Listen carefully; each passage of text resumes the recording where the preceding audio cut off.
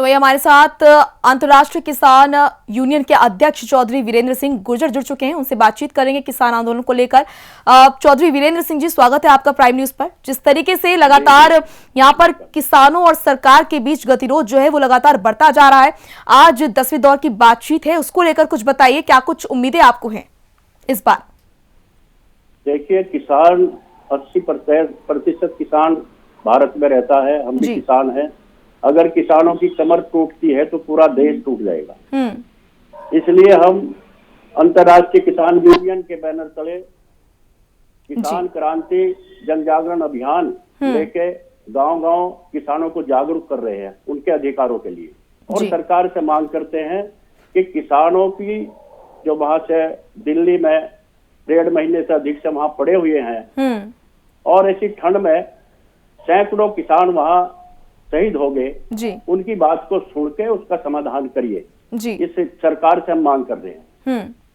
वीरेंद्र जी, क्या कारण है कि लगातार वार्ता दर वार्ता हो रही है लेकिन समाधान नहीं निकल पा रहा?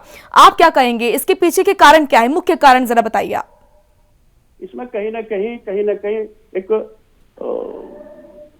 जैसे गांव में कह दे मुच्छों का सवाल लड़ रहा जी, नहीं तो बैठ के अगर बात हो, समाधान हो किसानों का, क्योंकि किसान ऐसे ही नहीं पड़े वहां, बहुत दर्द है, दुख है। देखो, हमारे यहाँ पश्चिम में मुख्य फसल हमारी गन्ने की है। 2 साल से हमारा भुगतान नहीं हुआ और 2 महीने शुगर फैक्ट्री चल रही है जी। हमारी पर्चियों पे अब तक भी कोई भाव नहीं तय करके लिखा गया और 2 महीने से कोई भुगतान नहीं हुआ। अब किसान जाए तो कहाँ जाए? सरकार से मांग करते हैं लेकिन कोई सुनवाई नहीं हो रही। बिल्कुल, यहाँ पर तमाम लोगों ने देखा, देश की जनता ने देखा वीरेंद्र जी, किस तरीके से जब मौसम में बदलाव हुआ, चाहे कितनी बारिश हुई, कड़कड़ाती ठंड में यहाँ पर जो किसान है वो डटे रहे हैं। तो ऐसे में अब सरकार ये कह रही है कि किसान जो है वो हठधर्मिता पे है और किसान कह रहे हैं कि सरकार हठधर्मिता पे है। आप बताइए किस तरीके से इस मामले का जो है निपटारा होगा? आप क्या चाहते हैं? किसान को यहाँ पर सरकार को क्या कुछ करना चाहिए, क्या रणनीति सरकार की होनी चाहिए? देखिए, सरकार को जब मामला कोर्ट में चला गया जी, और कोर्ट ने उसमें स्टे कर दिया और 4 लोगों की जो कमेटी बनाई है जी, उन लोगों की कमेटी बना दी जो पहले ही इस कानूनों के समर्थन में थे।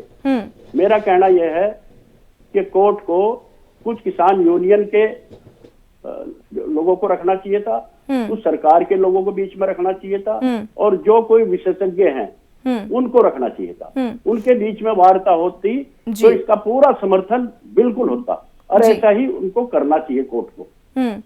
वीरेंद्र जी, क्या आपका भी यही मानना है? जी, क्योंकि किसान नेताओं का ये कहना था कि ये जो समिति कोर्ट की तरफ से बनाई गई है ये दूध के लिए निगरानी रखने के लिए बिल्ली की नियुक्ति जैसा है। क्या आप भी यही मानते हैं?